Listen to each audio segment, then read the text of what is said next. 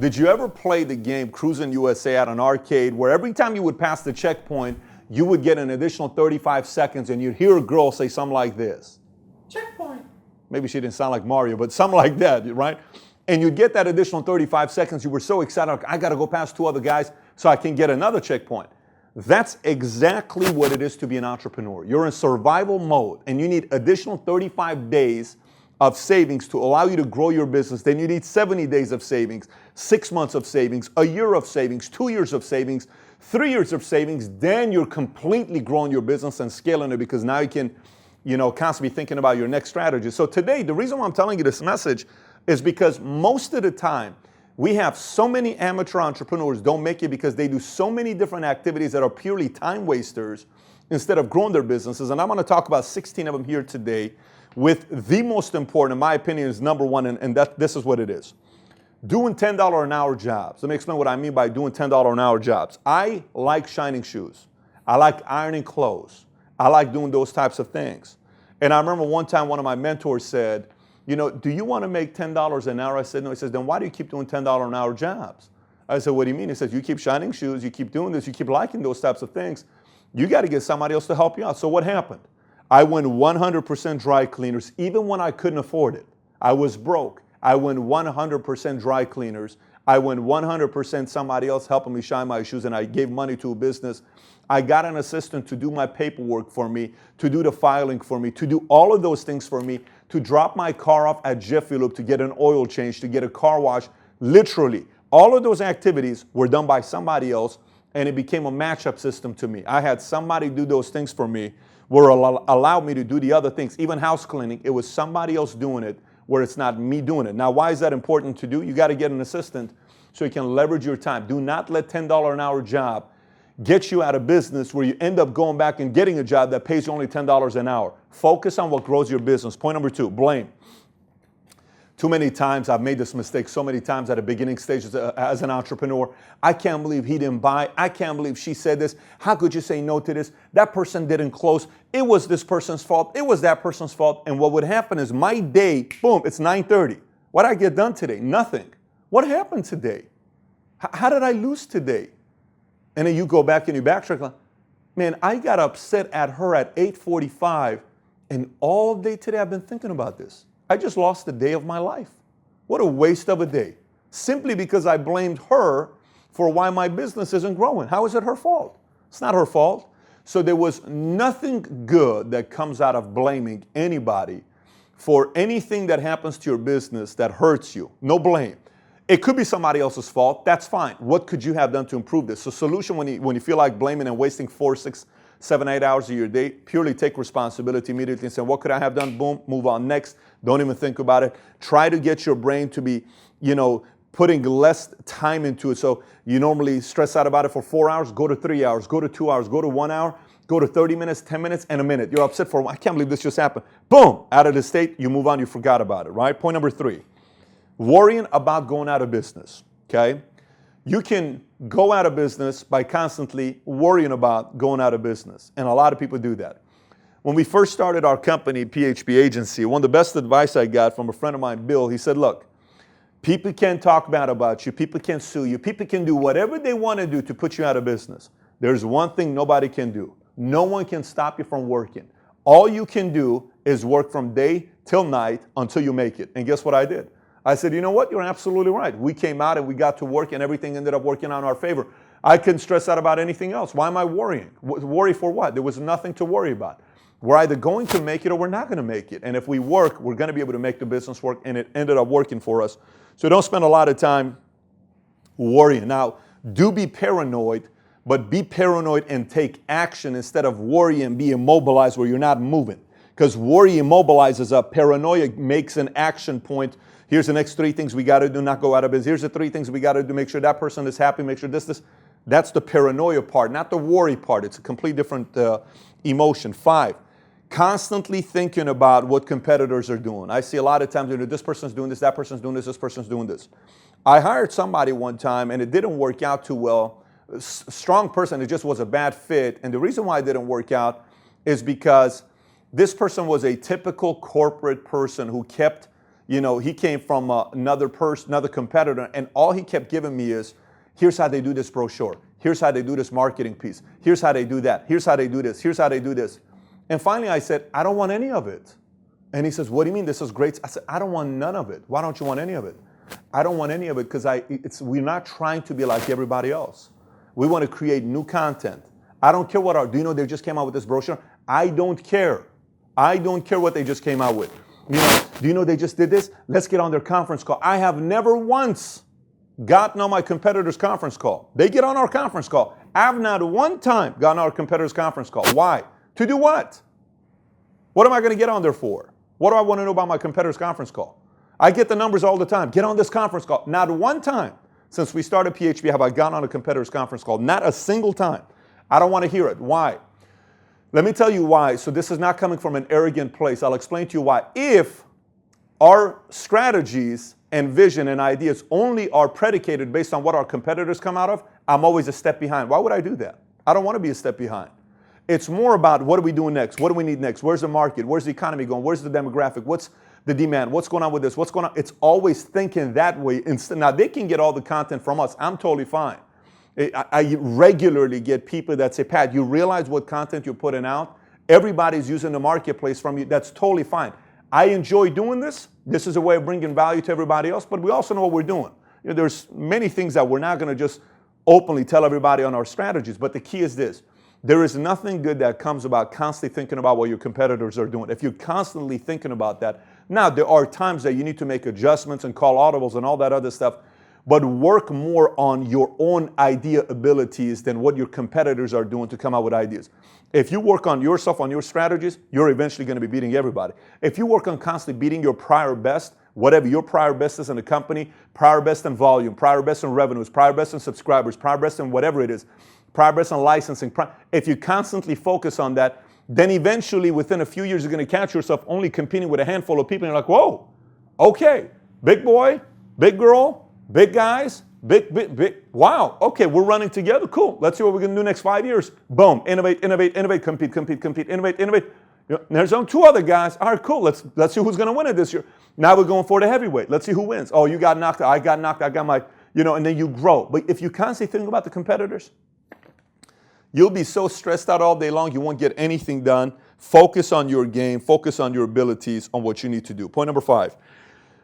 Turn off notifications on your phone. I think too many times the time waster is, there's 17 notifications. The only notifications I get is from Cyberdust and text. Those are the 2 notifications I get. Why Cyberdust? The reason why Cyberdust is because I run my business, so any updates, I want to know what's going on. And I get it from text because I believe in my main core guys who are working directly with me. If I'm in a position to pick up the phone or respond, I believe in responding immediately. Now, there are some people that like to not respond immediately because it's like a power play. Let me not get back within 2, 3, 4 hours. I'm running a business. There's a part of the business that's not emotion. It's pure logic. Logically, it's more valuable to get back information to people that are your main people that you're not. I'm not talking everybody. This is a short list of people that you do that with. But for the most part, notifications, turn them off. You'll be able to get on the notifications you need to. You'll find out when you need to check what's going on. If everything is, nowadays you can have Fox notification, ESPN notification, CNN notification, Facebook notification, YouTube notification, Twitter, everything is notification. Your day is filled with notifications. Nothing gets done. So solution, keep 2 of notifications on, text and Cyberdust or whatever you're using that's communication. Turn the rest off. 6, next point, 6 time waster. Constantly hiring new people for new positions because you're not willing to pay well enough. Let me explain what I mean by this. I see this happening over and over and over again. Somebody brings an assistant, they stay with them for 18 months, and this person's too cheap to go past a certain amount of number, then they need to hire another assistant. Then they bring another person, that person stays with them for 5 months, they learn everything, they're not willing to give them another raise, that person leaves, you need to train another assistant. Let me ask you a question with this. So you need to understand this part. I've made this mistake, but I want to explain something to you here with this. Listen, how much does it cost for you to train somebody to know what you like, know you're good, know you're bad, know the things you irks you don't like, know your language, know your thoughts, know what the gifts you like, the food you like, the coffee, everything you like, how to run system, email, filters, driving, back office, CRM. How long does it take for somebody to learn all those things? Now this is the next question. How much is that worth to you? What is the value of that to you? What is the value of that to you? Now let's take it to a whole different level. How much is a social capital worth to you? They've been to your birthday parties. You've been to their birthday party. There's relevance. There's relationship. There's value. There's things there. What is that worth to you? Do you want to start that all over again with somebody else? Do you want to constantly be cheap about it and lose that person? Or do you want to say, you know what? This person's been loyal with me, so I had a very simple way. I believe in sacrifice. If a person comes in and they sacrifice, I like to reward big later on.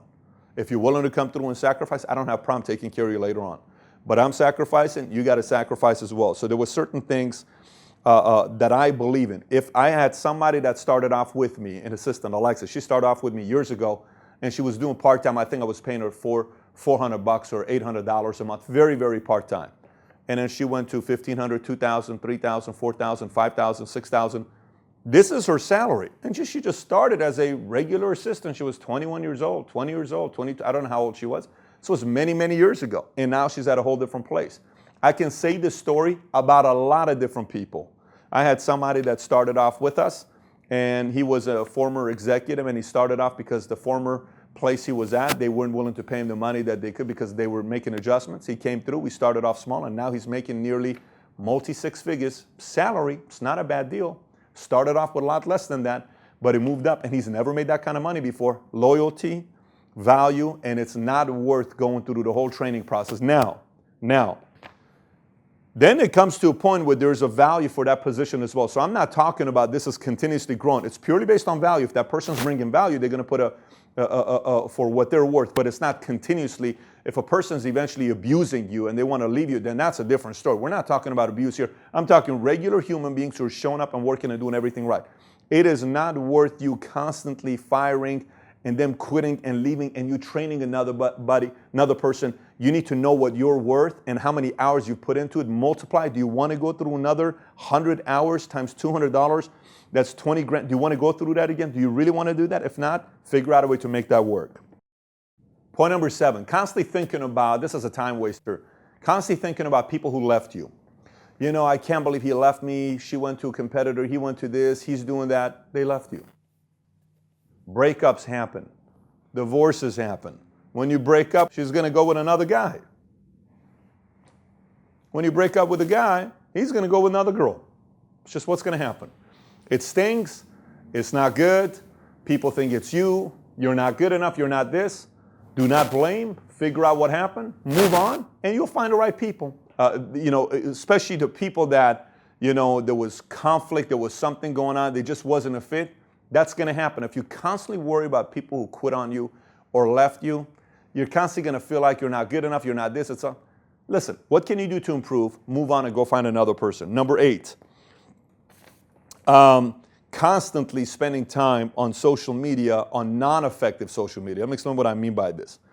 Newsfeed on Facebook. I'll give you some stats on a study Entrepreneur did on which websites are the biggest time-wasting websites. 41% of the time, what do you think is the number one time-wasting website in the world? What do you think it is? Facebook, 41%. 37% is LinkedIn. Believe it or not, Yahoo's at 31%, Google is at 28%. You may ask, how is Yahoo ahead of Google? Because Yahoo has Yahoo Horoscope. And there's a lot of people that watch Yahoo Horoscope, Yahoo Movies for a waste of time. They get on there to see what the horoscope is. Twitter, 8%, Pinterest, 4%. Solution, here's the solution. Because some people, it's automatic newsfeed. Oh my gosh, let me see did you see what happened? There's this Marco Rubio said this, Hillary Clinton, Bernie Sanders. Kobe didn't say that about Steph Curry. Oh my gosh, Adele's news. Hello. All this stuff we do, we're gone for 30 minutes. What's the solution for your mind to stop doing it? Very simple.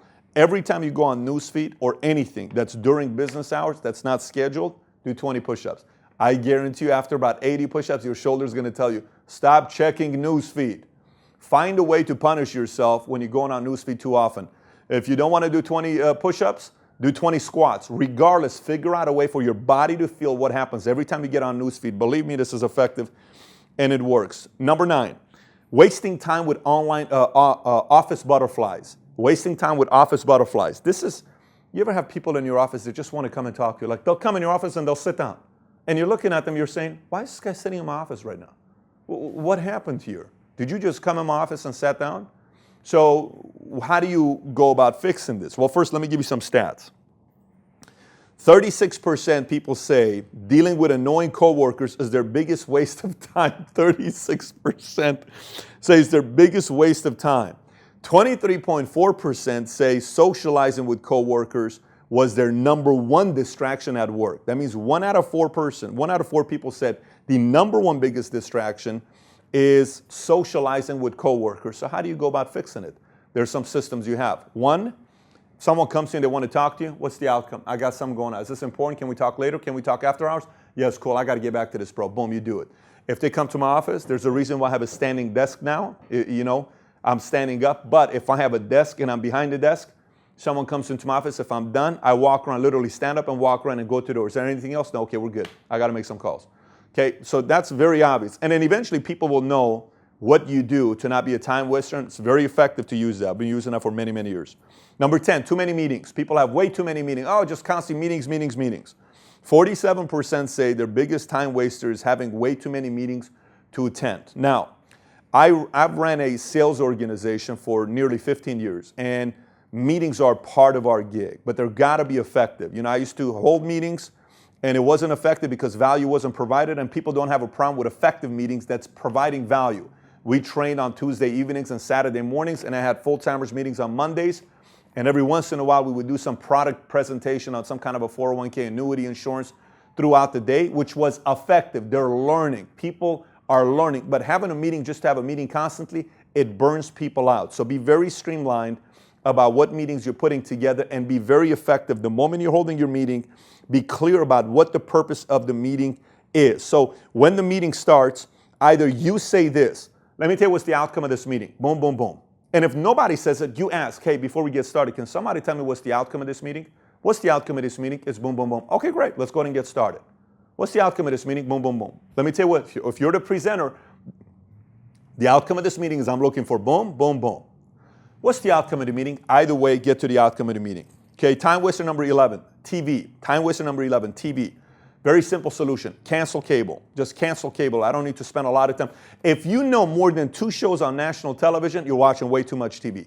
I normally don't know any hit songs that are modern, and I don't know any TV shows because I don't watch TV cable and I don't listen to radio. You'll sit in my car. If you ever get in my car and radio is on, it's because somebody drove it before me. I never listen to I can't think about the last time I listened to radio.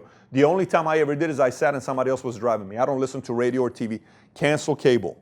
Time waster number 12, taking calls from friends during business hours. You know, I had a conversation with one of our coworkers. I said, look, is there a reason why every day, about 6-7 times a day, I see your wife calls and you pick up and you step away and you're having meetings, you just step up, step away. Well, it's my wife calling. I said, listen, my wife and I work together, but during business hours, I'm the CEO. She runs operations. This is not a time to sit around and just talk about everything with life. We can talk about that during bed this morning or breakfast, bed at night or breakfast this morning. And, that makes sense. I said, just maybe have a different system about it. You know, it's still distracting because sometimes you're at work and maybe your husband is home taking care of the kids or wife is home taking care of the kids, and did you see the kid did this, the kid did that, and the husband's getting distracted. Oh my God, my kid did, is everything okay? So now you can't be effective for 2 hours because all you're thinking about is the kid. So there is a balance to know on how to not disrupt somebody while you're at work and for you to have some standards with your family to talk about that. But the other thing is friends calling. Hey bro, what's going on? Hey bro, what's going on? Very simple. I'm at work, can't talk now, I'll call afterwards. Or if somebody calls one time, ghost a message, great, not an emergency. They called twice, they didn't leave a message on the first time, it's still not an emergency. If someone calls 3 times, it's probably an emergency and I'll pick up. Not once or twice. Friends want to just call and talk and all that other stuff. We'll have time for that later on to drive home. Not right now. Point number 13, time waster number 13.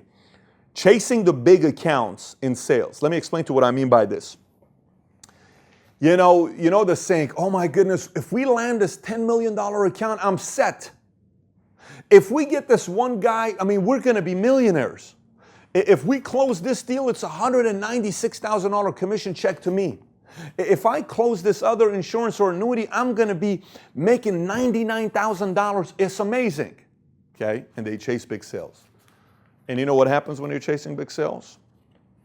And you don't close big sales? You're out of business. You know how often that happens?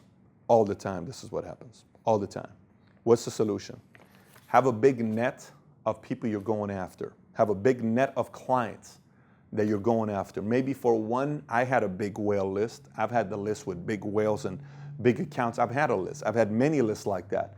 But for every one name on this side, there was 50 names on this side. For every one name that's a whale on this side, there was 50 names on this side. And I'm going through this every day, and I'm following up with this every 90 days. Going through this every day, this keeps me in business. This one is going to be exciting and dessert once I get it. But I've never built my business on a big sale or one big guy or one big this. Build your business on this, and this will eventually happen, okay?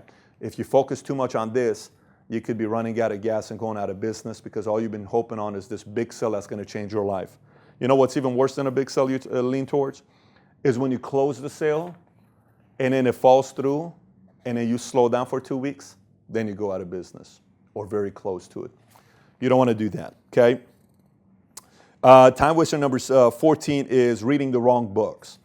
Yeah, one time there's this consultant that every time I would talk to him about social media, there was nothing new he knew about social media.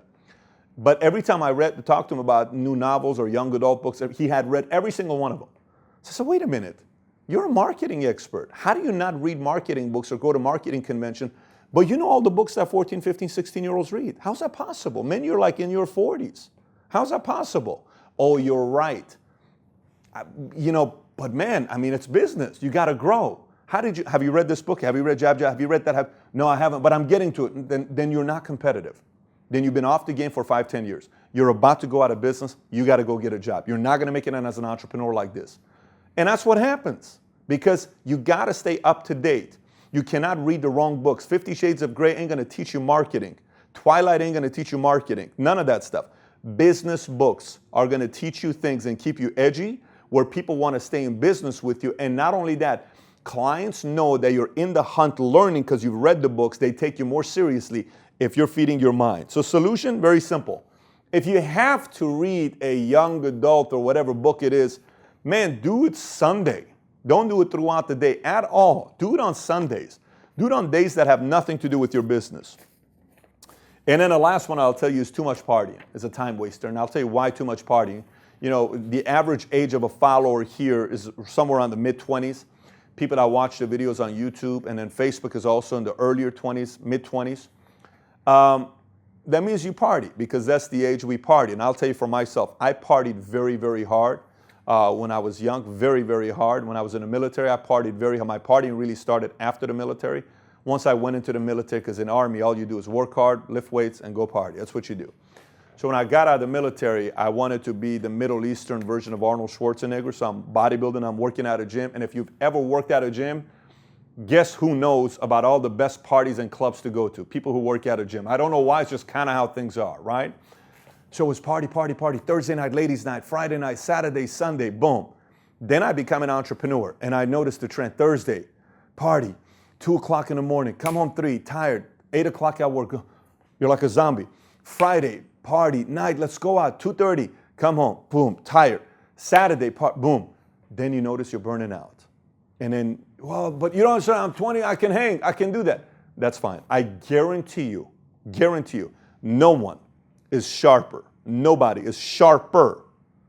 Person who parties very hard to 2:30 in the morning, there's no way in the world you're going to be sharper at an 8 o'clock meeting than somebody who didn't party hard the night before and they were sharp. There's no way in the world. Your better version of staying focused. It's unfortunate how many times people drag this out for party. Now, if you really cannot go away with party, no problem. Guess what? Do it when you're traveling.